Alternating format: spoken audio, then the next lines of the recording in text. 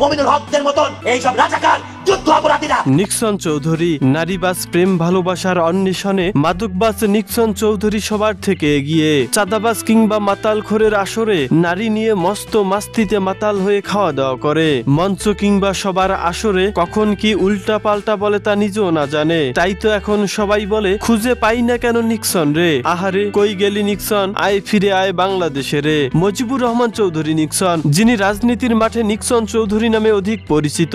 ফরিদপুর 4 আসনের তুখোর আওয়ামী লীগ নেতা এবং সংসদ সদস্য নিক্সন চৌধুরী বৈষম্য বিরোধী ছাত্র আন্দোলনে দেশের আবভাব দেখে পদত্যাগ করে দেশ ছেড়ে ভারতে পালিয়ে যান স্বৈরাচার শেখ হাসিনা। 4 আগস্ট দিবাগত রাতে বোরকা গায়ে দিয়ে বাংলাদেশ থেকে ভারতে পালিয়ে যান নিক্সন চৌধুরী। অথচ একটা সময় যার তর্জন গর্জন শুনে মনে হতো বাঘের বাচ্চা বাঘ, কিন্তু হঠাৎ করে বাঘের বাচ্চা বিড়ালের মতো ভারতে পালিয়ে গেল। দর্শক, দখলবাজ চাঁদাবাজ